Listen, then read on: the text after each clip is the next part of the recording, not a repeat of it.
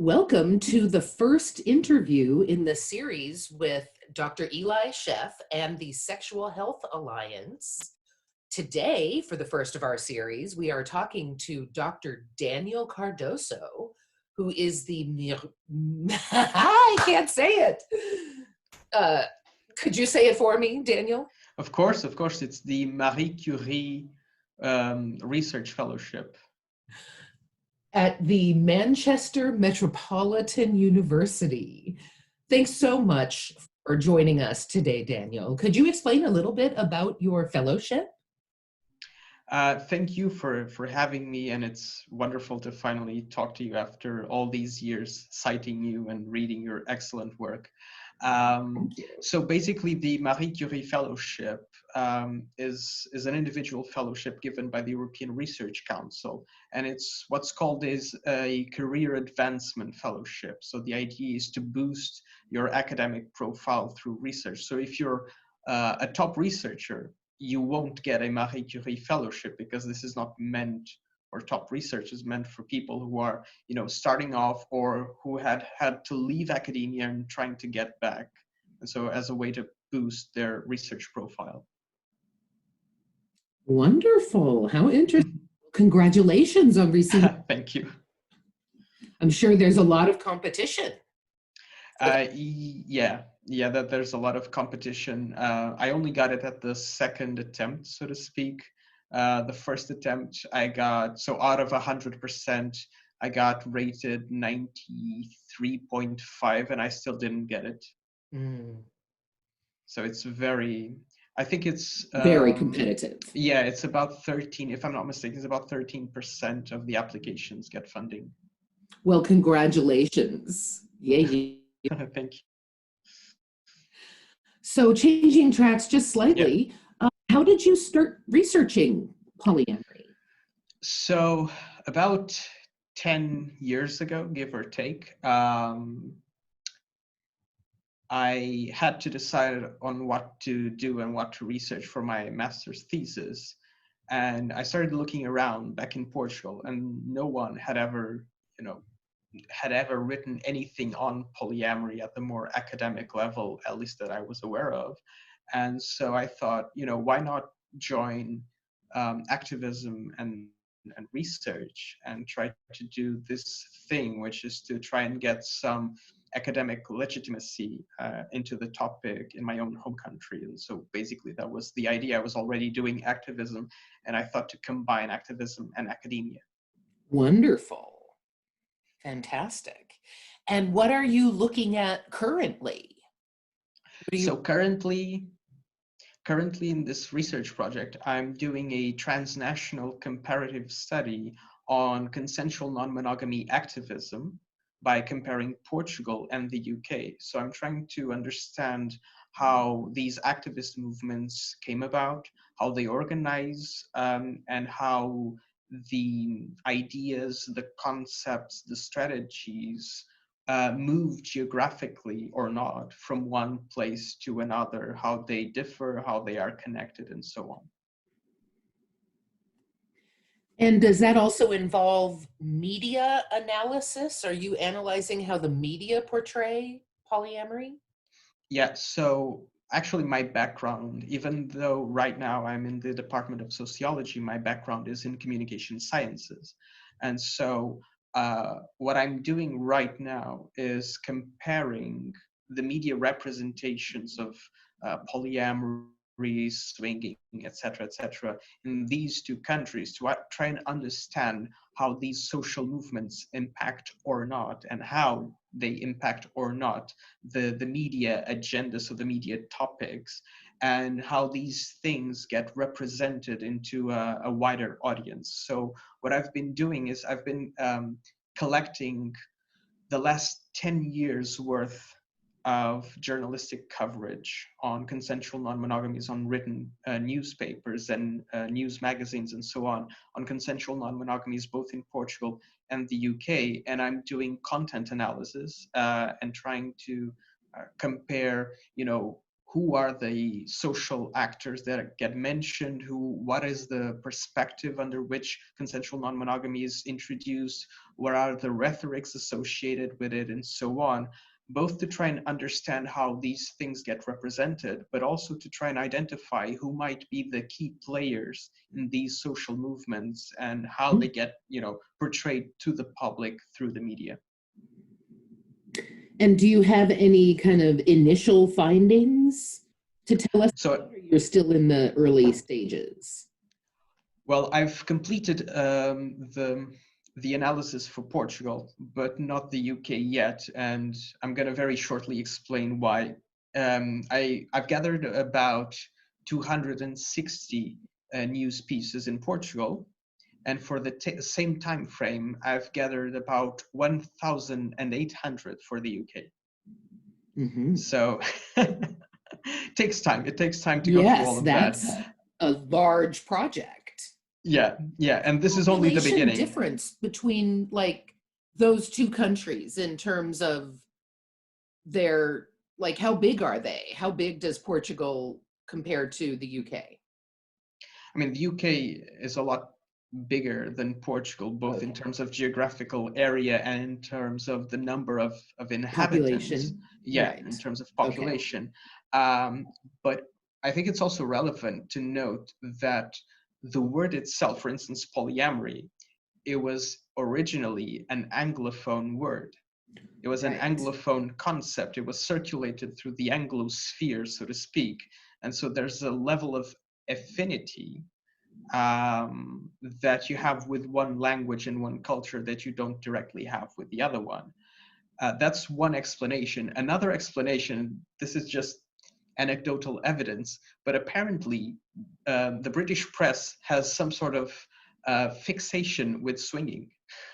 Oh. So there is an inordinate amount of short and very denigrating and unfortunate news pieces about swinging in the UK, and you can't say the same thing about Portugal. So it doesn't have the same amount of visibility or presence or media moral panics around swinging. So that explains some of the difference.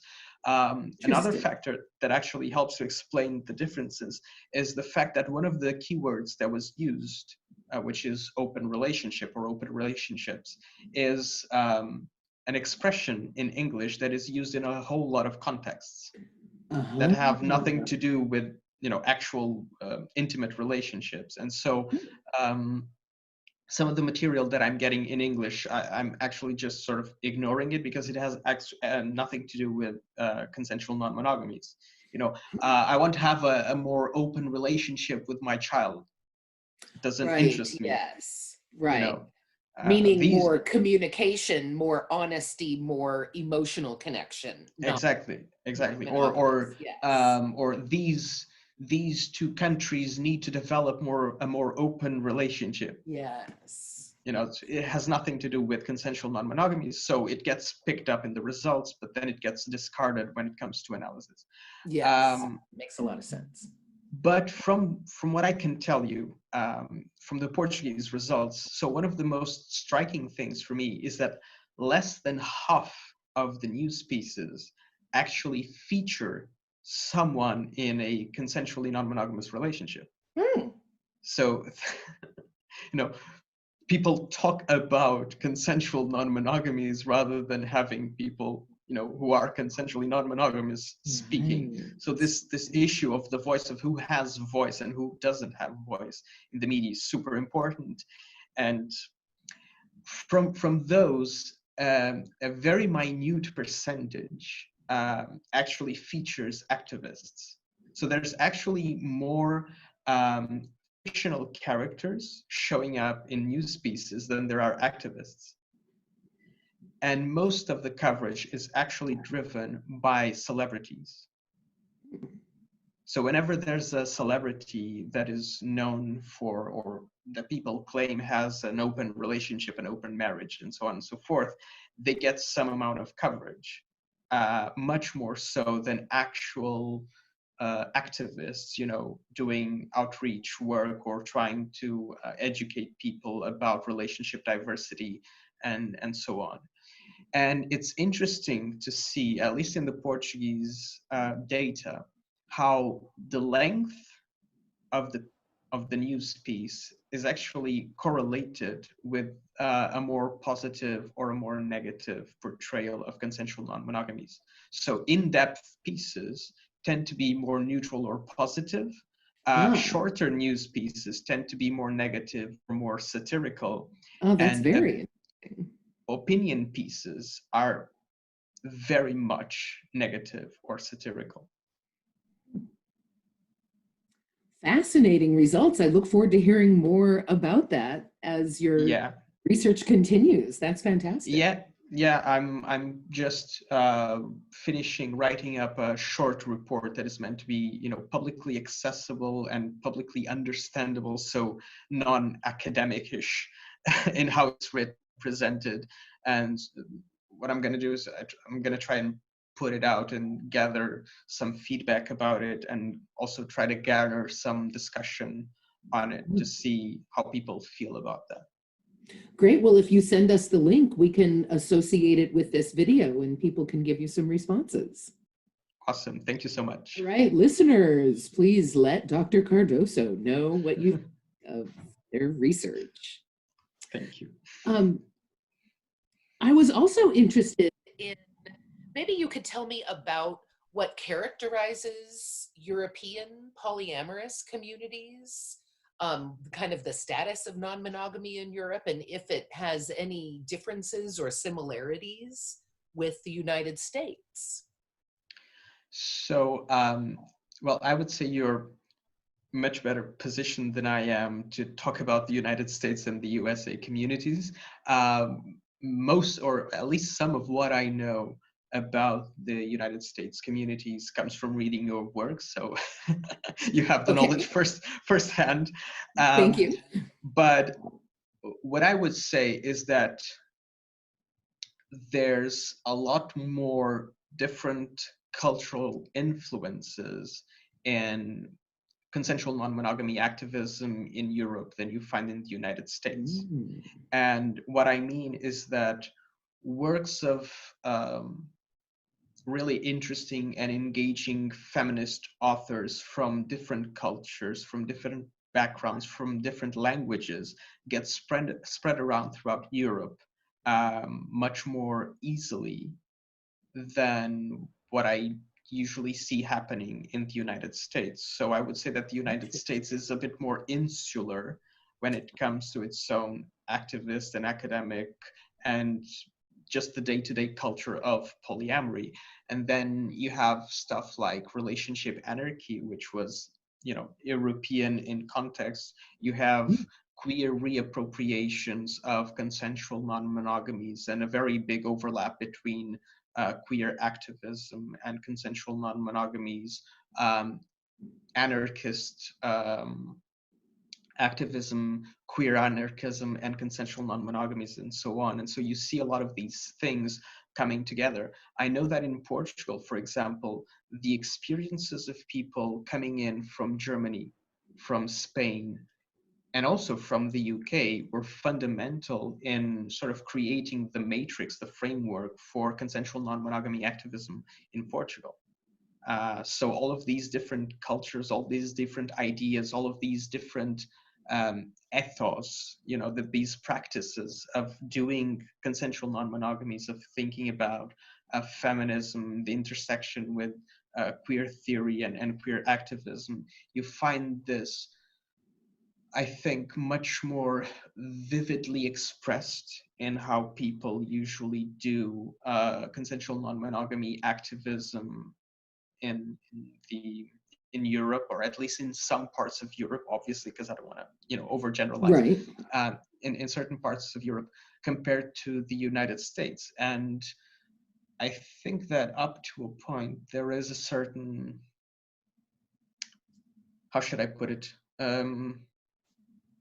Let's put it like this. There is a cultural and linguistic hegemony coming out of the United States and coming out of what I usually call the Anglosphere, that people in Europe have to fight against and have to push back against. And that also generates its own interesting dynamics, I would say.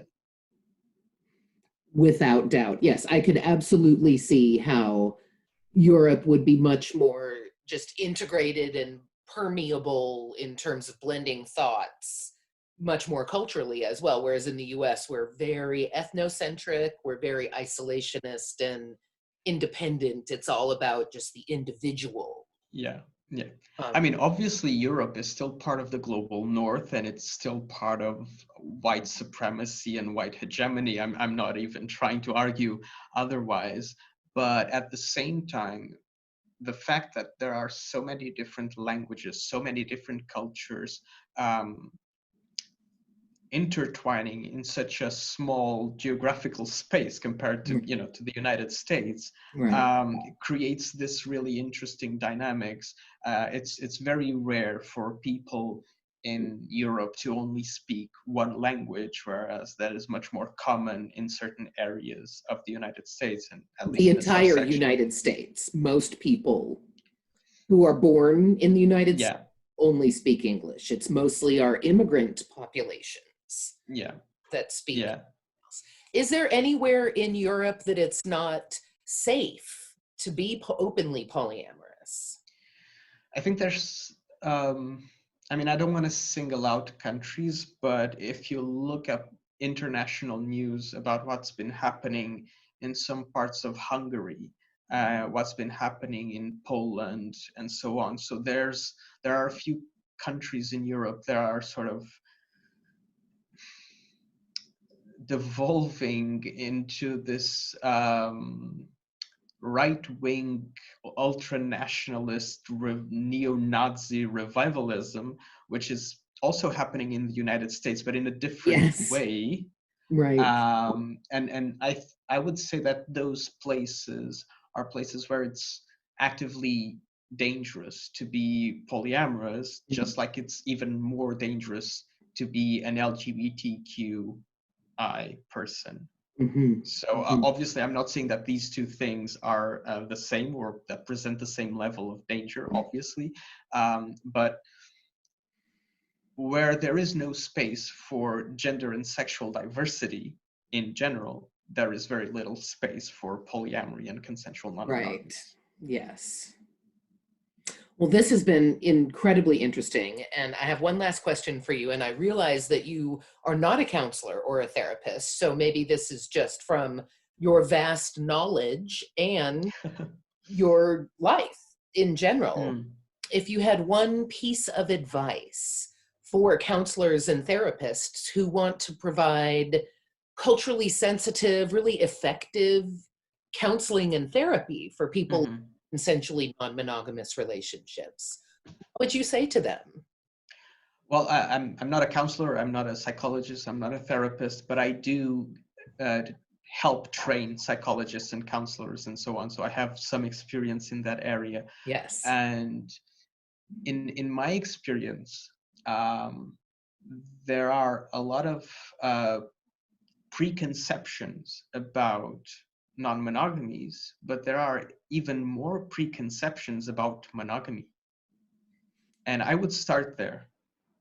I would start by asking therapists, counselors, etc., to try and deconstruct their own beliefs about monogamy, Hmm.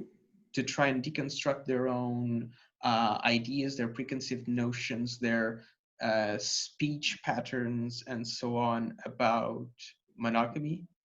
And I would ask therapists to think about something so simple as this.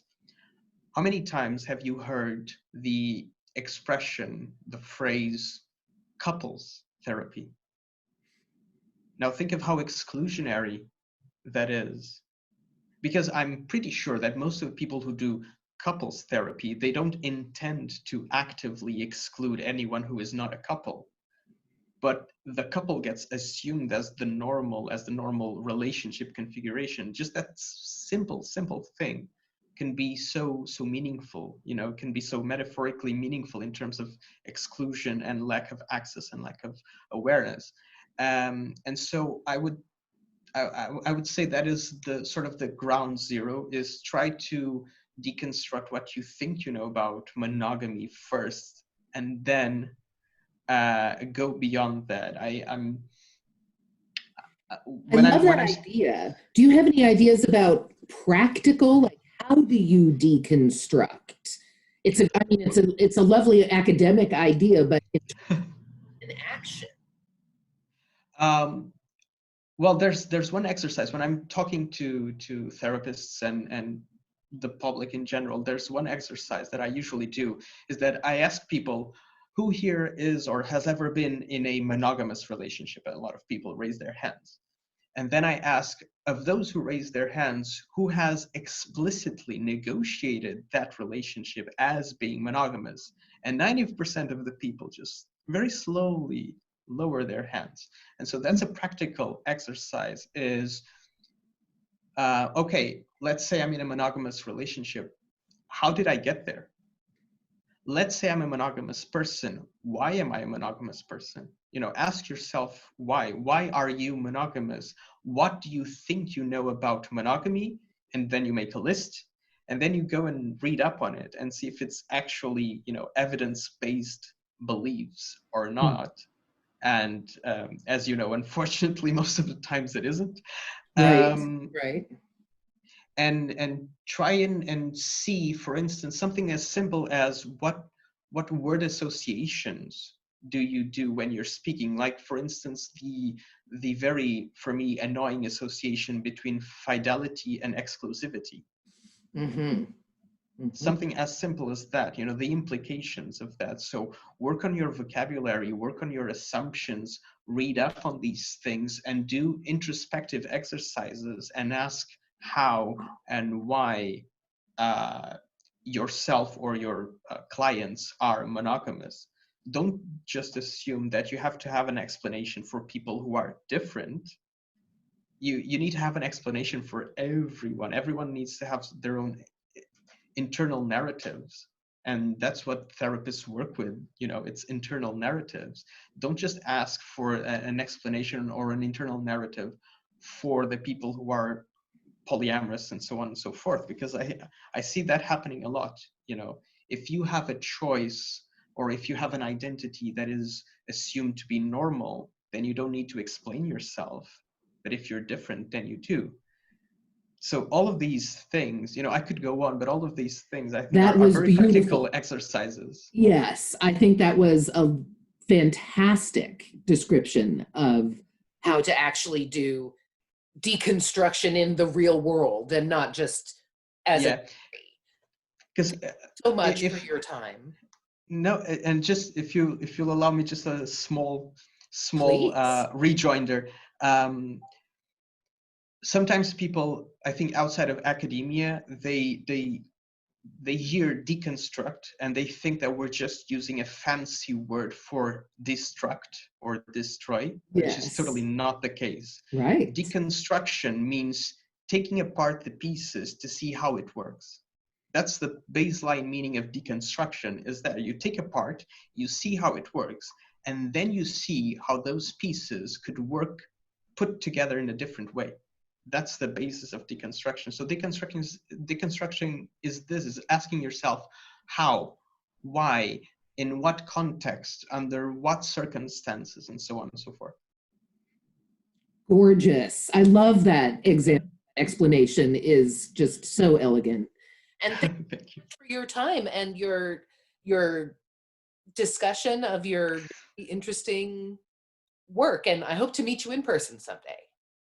Me too. And for everyone who's watching this, feel free to reach out and contact me. I think I'm a very available person, so just keep in touch.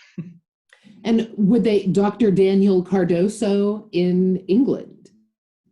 How else will you if they were going to look for you? Well, I have my own website. So it's danielscardoso.net. I can, send you more information afterwards if you'd like. But if you Google Daniel Cardoso polyamory on Google, you're probably going to run into me. Yes. Well, thank you so much. I really appreciate your time and all of your hard work, and loved that explanation of deconstruction. That was beautiful. Thank you so much. Thank you. Thank you. Bye-bye.